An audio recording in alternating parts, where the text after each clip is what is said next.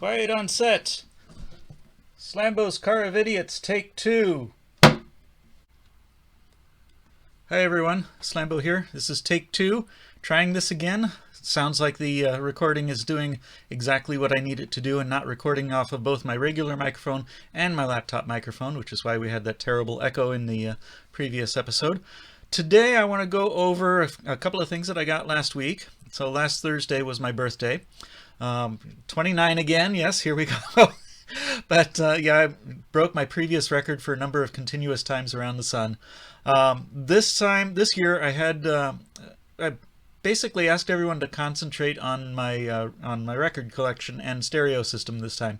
I sent them all a list of things that I wanted to improve my collection, to improve my playback. Actually, that is. I went out on my own to enhance the collection. Got a few things that I was hoping for and a couple things that are a nice bonus. So first off, my son sent me an LED desk light that goes above my turntable. This plugs in, it's got a power supply that will plug into the wall, or it's also got a USB cord so I can plug it into a laptop if I want to move this around, and with the little clamp on the bottom I can clamp it onto the back of my turntable stand and have that illuminate the records as I play them. And it's especially handy in the evening, because that part of the room where I listen to my records, that corner really doesn't have much light over it, so it's really important to have some good light there while I'm dropping the needle, so I can make sure that I know that the needle is going where I want it to go. A couple of other little things, little in size but not little in importance, arrived also. Probably one of the more important things, I've got now I have an Onzo Zero Dust, so I can clean my stylus off. And I've also got here it is. I finally, after 30 years of collecting, also now have a Stylus Weight, or a scale, so I know that I can adjust the counterweight on my tone arm properly. And it does have a control weight, so I know that it is actually measuring out to the proper number of grams.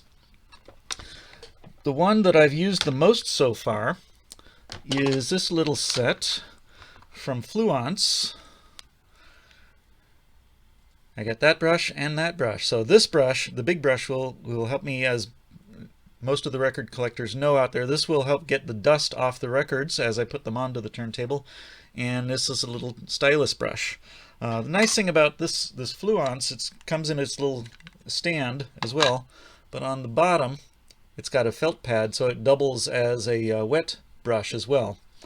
So far I've used the carbon fiber end almost exclusively to clean off the dust as I put a new record back on, or down onto the turntable. And then I also got, that's not the only cleaning thing I got. I got this little set from Eveo. I think that's how it's pronounced, EVEO, which has a larger felt brush and the cleaner brush for it, plus some cleaning fluid, and a smaller container of stylus cleaning gel as well. So these are going to help me, of course, clean off my records and my turntable so that I get better playback out of everything. Let's see, and there's the USB cord for the lamp. I keep all of this in a small plastic container. This is called a really useful box. I just got it over at the office store nearby. It was only a couple of dollars, as I bang the microphone around again. It was only a couple of dollars, but it holds everything neatly, so I can just put it next to the turntable or on a shelf near it, and I know where everything is, and I can keep that all nice and neat. So those are the things that got mailed to me. The next thing that we did on my birthday is, after sitting around for a few hours and just relaxing in the morning and, sleeping in a little bit late, kind of relaxing, letting the coffee kick in, and even actually getting lunch, we went record shopping. First place that we went to was the Columbus Antiques Mall. It's about 40 minutes northeast of where I live. It's one of the largest antiques malls in the state, if not the largest. And the time that we had there, we only were able to get through probably about half of only one floor of the several floors of that building. It's in a former industrial building right next to the tracks in Columbus. And those tracks are still actively used by Canadian Pacific, and it's also the line that Amtrak uses for the Empire Builder, which goes out from Chicago to Seattle.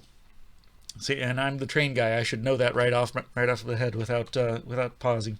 But anyway, we walked in there and we sort of split up a little bit. We both hung out on the same floor, so we were able to reconnect and show off the booths that we each thought were interesting.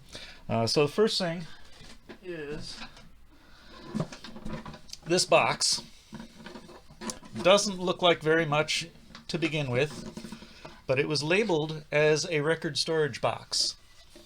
Now this is too small of a box for regular 12-inch records, but I got some 78s. They fit in there perfectly. So that's going to be my 78 storage for a little bit until I get too many to fit into here. Right now I've only got about 20 or 30 78s, so they'll easily fit all of those into here. Alright, then the most important part, I'm only going to go through about half of these because the other half of the records that I got last week counts for another video for a contest entry. So I'm going to save those for a part 2 mixed with a contest entry. So you're going to see half of what I got here, and these are the ones that I've listened to. So we've found, actually my wife found a booth that had a bunch of singles, 45 RPM singles. So we got this one. This is Spike Jones and the City Slickers. On this side we've got Tennessee Waltz, and on this side we've got I Haven't Been Home for 3 Whole Nights. We listened to that one, and both of those are songs that we hadn't heard the City Slickers do before, so those were a really nice addition. Second 45 that we got, also on black, RCA Victor Blue Label, also Spike Jones and the City Slickers. This side is Peter Cottontail, and the other side is one that we have heard before because it's one of their more common studio recordings, Rhapsody from Hungary, and Hungary is spelled Hunger, open parens, Y, close parens. That recording you should be able to find online, but the other side of that with, what was it? With Peter Cottontail. We hadn't heard that before, so that was a nice treat. And then we found a couple of colored 45s, this one on clear red. This one is Ken Griffin playing an organ. On one side we've got Every Little Movement, and on the other side is My Isle of Golden Dreams. So these are pretty straightforward songs. It's just the one person on the organ playing it. It sounds like it's a small electric organ, not quite to the level of the famous Hammond B3, but it's probably about that size. It's like a little lounge organ. Definitely not one of the church pipe organs. It definitely did not sound that big. Sounded like a little small one, so, but you know, decent recording. And then on black vinyl again, on a Liberty release, we have David Seville and the Chipmunks. On one side we've got the Chipmunk song, which is their Christmas song, you know, where Alvin always sings "I Just Want a Hula Hoop," and while we were listening to that, I looked over at my wife and says, "Why didn't he just buy the hula hoop for him? You know, that's cheap. You know, you can get a hula hoop and he can have a lot of fun." But anyway, the B-side is Almost Good, and that's sort of a kind of a bebop style jazz with David Seville every once in a while popping in and saying, "Hey, that's almost good." So it's not one of the more funny songs, but it's definitely a novelty tune. And the last 45 that we got on, whoops, trying to pull it out the side of the sleeve, it's supposed to come out the top, clear blue vinyl. This one was also pretty straightforward songs. This is the Six Fat Dutchman, and it's the band name that got us to buy this one. on one side we've got Waltzing in the Woods, and on the other side is the Old Schmaltz Waltz. So these are sort of polka style waltzes. They're pretty straightforward, but for the name, the Six Fat Dutchman, we had to pick it up and at least try it out. And for the price, okay, fine. It's only $1 or so. In fact, it probably was even less than that. I don't have the price tag on it anymore. But for that low price, we can take that risk. So getting into the larger records, I found one 10-inch record to buy, and that's Xavier Cugat. So this is pretty straightforward swing jazz, more towards a bossa nova style. So if you like that, you'll definitely like this one. This is a Columbia 10-inch LP. It's got, well, it starts off with Brazil, the famous song which became the theme song for the movie Brazil. La Cucaracha, Toca tu Samba, Linda Mujer, Miami Beach Rumba, Orchids in the Moonlight, Walter Winchell, geez, I can't talk today, Walter Winchell Rumba, and closing with Jack, Jack, Jack. So it's got 4 tracks on each side, plays at 33. So this is, I'm a big jazz fan, especially early jazz, so this was a good find for me. So then we get into the 12-inch records. There was one booth that I came across. I walked into the antique store, walked down the stairs, and then turned right, and there was one little box of that. It was labeled jazz records, so I had to stop and look at that.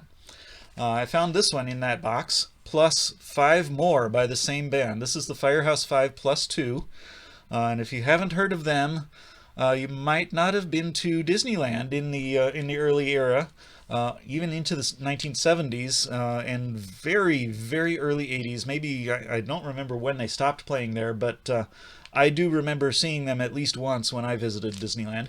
The Firehouse 5 plus 2 is a Dixieland jazz band.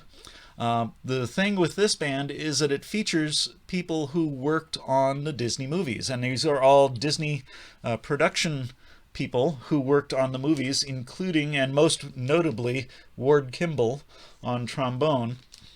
And Ward was also known for having a full-size small or short railroad in his backyard, a 3-foot gauge railroad known as the Grizzly Flats Railroad. All of that equipment is now over and preserved at the Orange Empire Railway Museum in Paris, which is about maybe an hour and a half or so east of Los Angeles. Well worth a trip if you're interested in the history of the railroad history of Los Angeles, because they've got a ton of equipment there that you can see, and some of it's still operating. But they got all of Ward Kimball's equipment. But total digression. Anyway, Firehouse 5 plus 2. This is their album Goes South.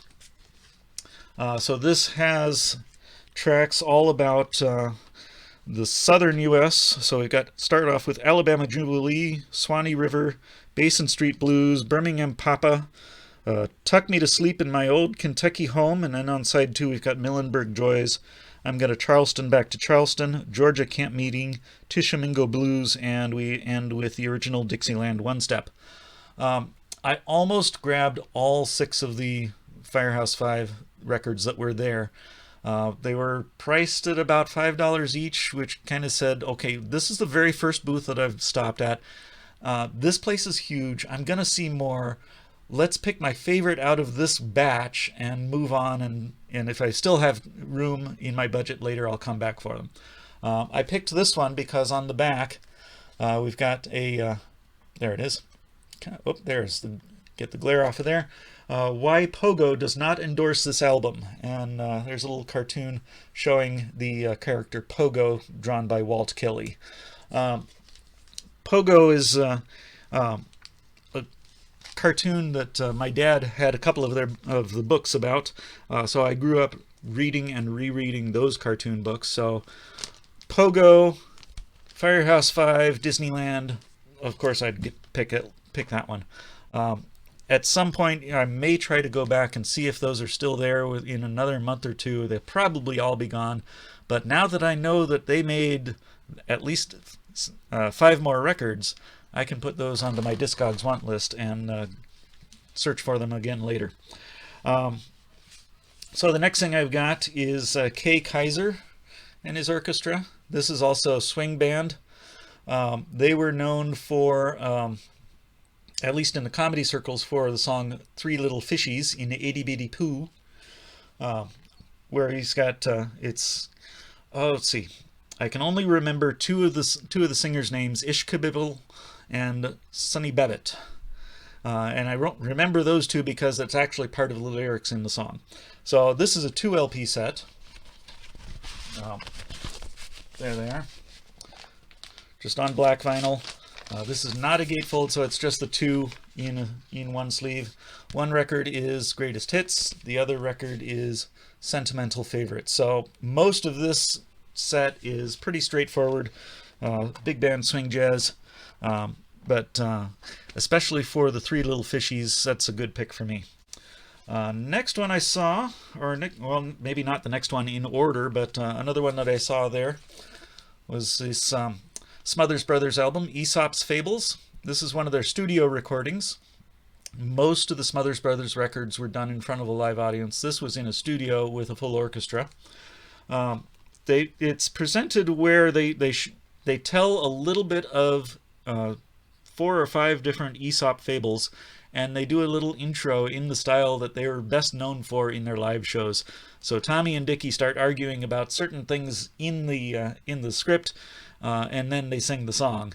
And then Tommy also has a couple of interludes in between each of the fables where he says, "I wish I was a something."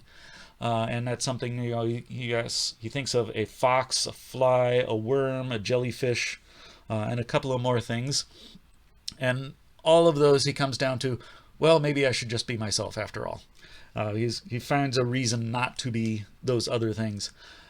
So not my favorite Smothers Brothers album, but with the banter that they have before the fable songs, that's really into what they normally do. So I'm glad I got that one. Plus, it's another step toward my completionist of Smothers Brothers records. Next one I've got here is Body Songs and Backroom Ballads, sung by Oscar Brand. This one is definitely adult humor. We've got Roll Your Leg Over, One-Eyed Riley, and I'm not reading all of these titles on this one. Limericks, where it's actually a collection of adults-themed limericks. Old Joe Clark, Bell-Bottom Trousers, and ending with Rollin' Down the Mountain, and there's a few others on there. Oscar Brand is more of a folk singer, but he did a lot of comedy recordings, including the ones on this record.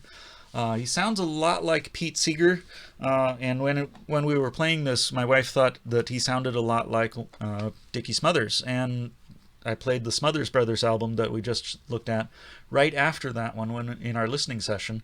And yeah, he does kind of sound like Dickie Smothers. I thought that Dickie's voice was a little higher, but no, they're actually pretty close. And there's a second voice on that record as well, on the Oscar Brand record. I think he did a multi-track recording where he recorded himself with guitar in one pass and then went back and accompanied himself with some harmony.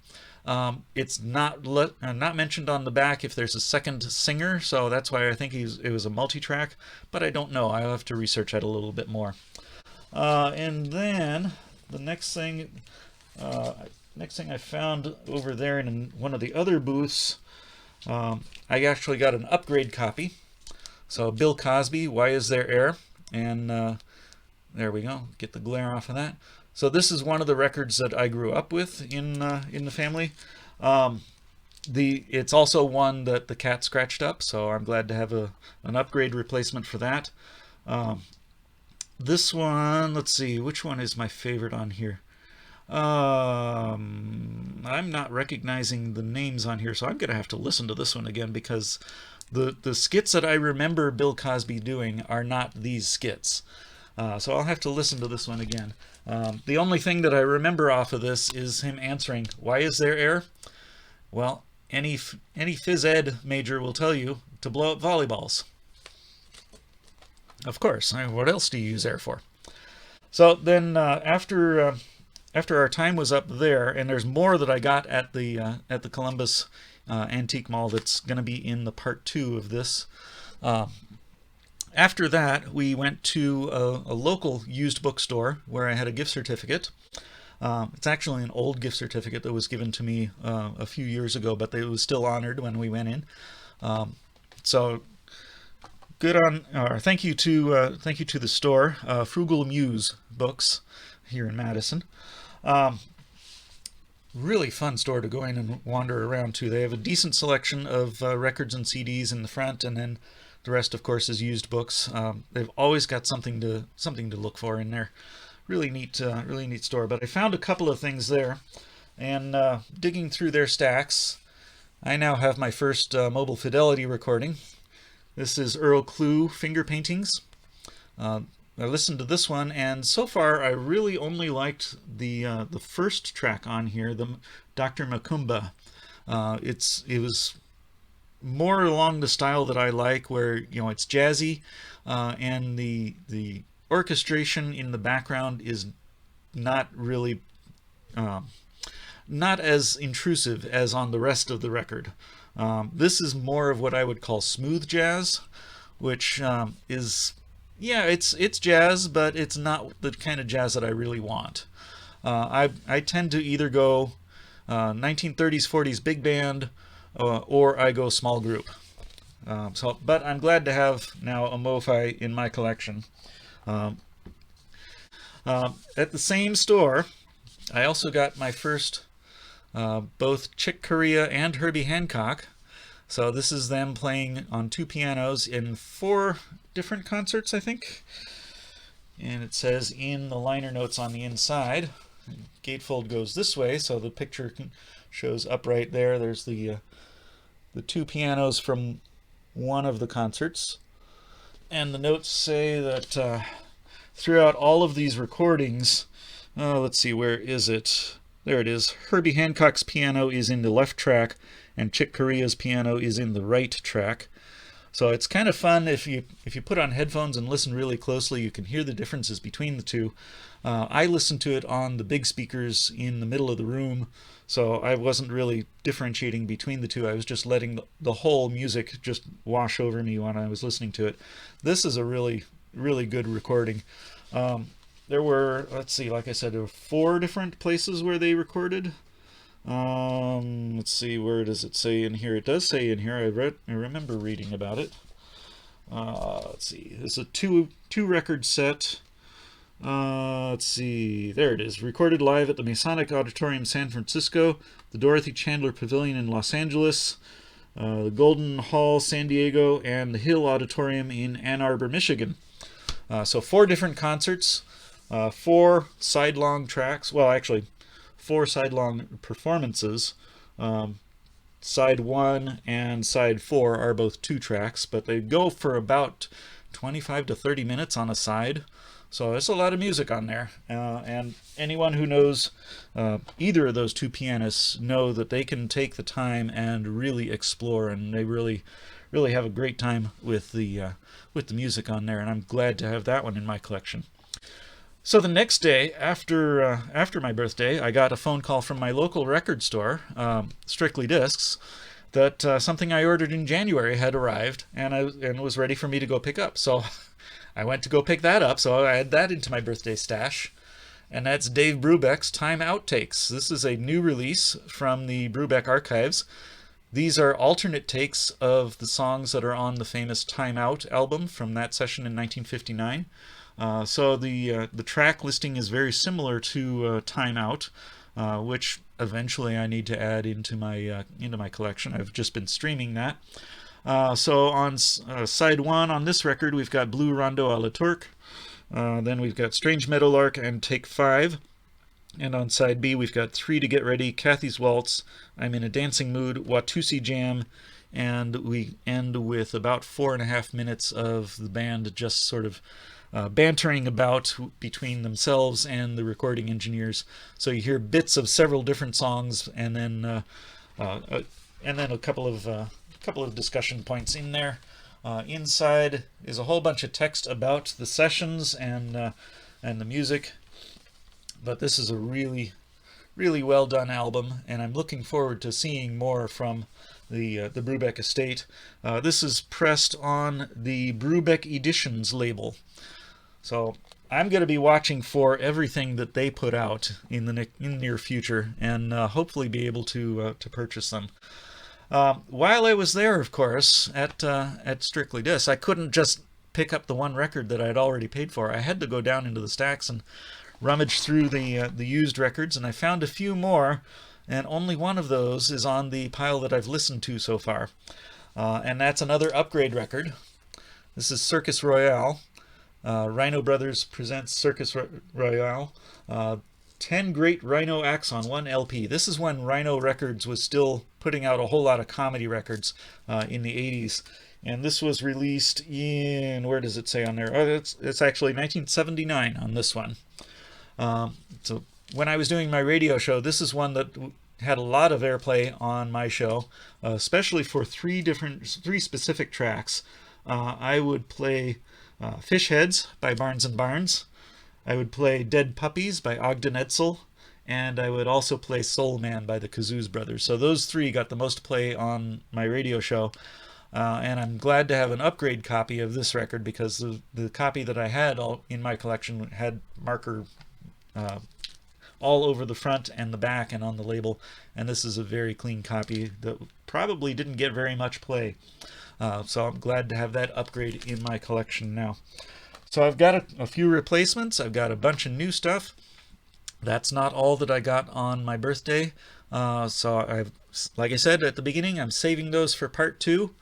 So you've got something to look forward to when I release that one. So that's what I've got today. See you next time.